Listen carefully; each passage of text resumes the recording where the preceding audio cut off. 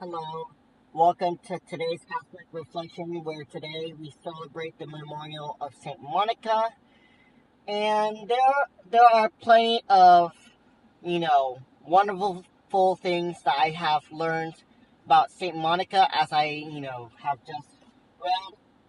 So first of all, if we know Saint Monica, she was raised in the family of which the family was being very, very hard on her to the point where she was struggling. And then St. Monica had not fallen for that temptation, but instead followed her faith to which God has bestowed on her. And so with that being said, she continued to pray a lot more, and she continued to follow the path to which God has set before her. And then she was also given a husband too, named, Philistine, where at first he was very, very hard on her, but due to her faith, she was able to convert him into a Christian, to which, he was baptized. And then he died 1 year after his baptism. But St. Monica had continued to keep her faith. And so with that, St. Monica was very, very known to the point where she had her son Augustine, who had to, journey somewhere to, teach about whatever. And St. Monica, whenever she heard that St. Augustine was sick, she was very concerned to the point where she had to, go to see if she was okay or not. He was okay or not. So she continued to journey until she was able to meet St. Augustine. And one of the, beautiful things about St. Monica was when she said she was really, really happy for the son. Why is that important? Well, as a parent, parents are always supposed to be there for, their own children. And so by showing the deep love to which God has bestowed, Saint Monica was able to, spread the love to which God has bestowed on her upon her beloved son, Saint Augustine.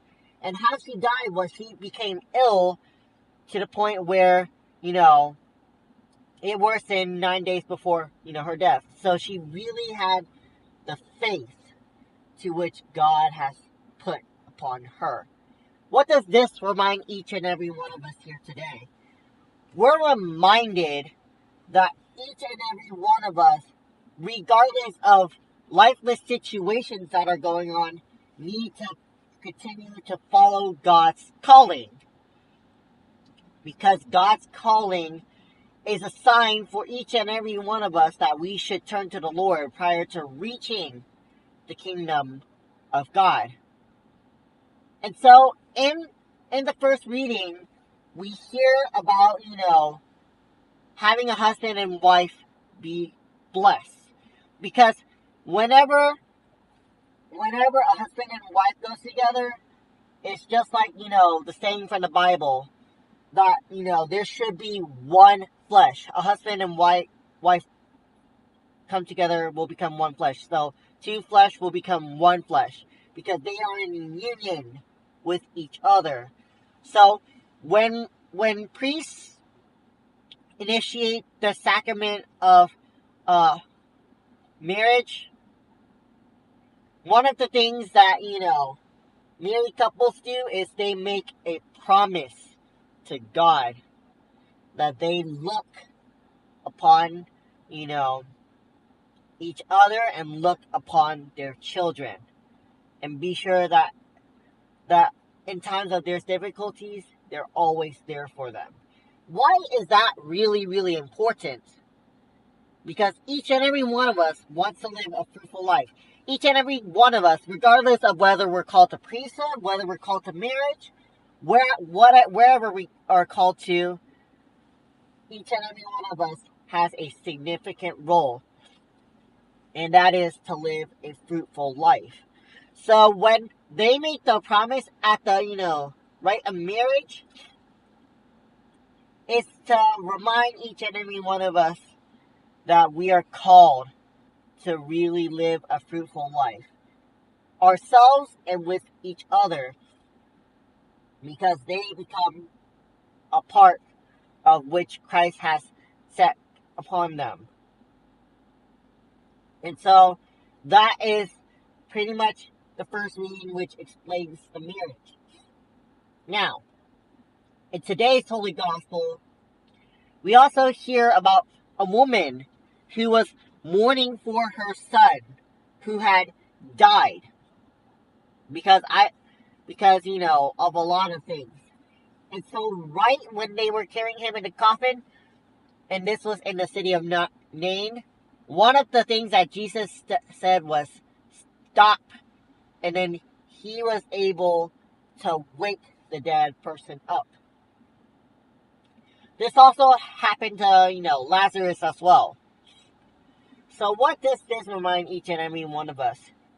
Jesus has the ability to bring love to each and every one of us. Jesus is a God for each and every one of us because he loves us so much that he brought each and every one of us, our family, our friends, his teaching, all those who are surrounding us. And so as we continue to journey throughout our faith, let us ask ourselves this question: Lord, how is it that you want me to live my life? Is it through the sacrament of marriage? Is it through the sacrament of holy orders, to which it is, becoming a priest, deacon, or even a nun? Like, what is it that God is calling each and every one of us here to do? Because we gotta recognize that Jesus is very, very present amongst each and every one of us here, regardless of times where we feel, sorrowful. And as, a married couple, a husband and wife should be there for each other, so that when time comes, they're able to see the presence of God. So husband and wife makes very, very big promises, so that way, we ourselves can live a good life. And this is making a promise in front of the Lord, because this is something that Jesus is calling each and every one of us to do. Jesus calls us to make a promise. And that promise has to be something that we ourselves can do to get ourselves closer and closer and closer to the Lord. And with St. Monica, she had really accepted God's calling to the point where, she accepted the bishop who became, her spiritual director. She accepted the calling and continued to live out the faith. So do we too have to live out our faith, so that way we ourselves can strive to, get ourselves closer to God, as this is something that he has set upon each and every one of us. And so this comes into question: why is it that people are called to marry? Sometimes it can be due to living a fruitful life. When we choose a partner, we choose someone that is willing to bring us closer to God. We choose someone that is always looking out for each and every one of us.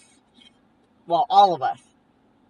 So when we choose somebody, we have to choose wisely, because there are always, people who have different, personality traits.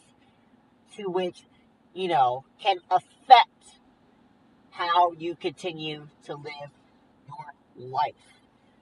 So, as we continue to reflect upon today, let us be reminded that Jesus is calling each and every one of us to continue to serve.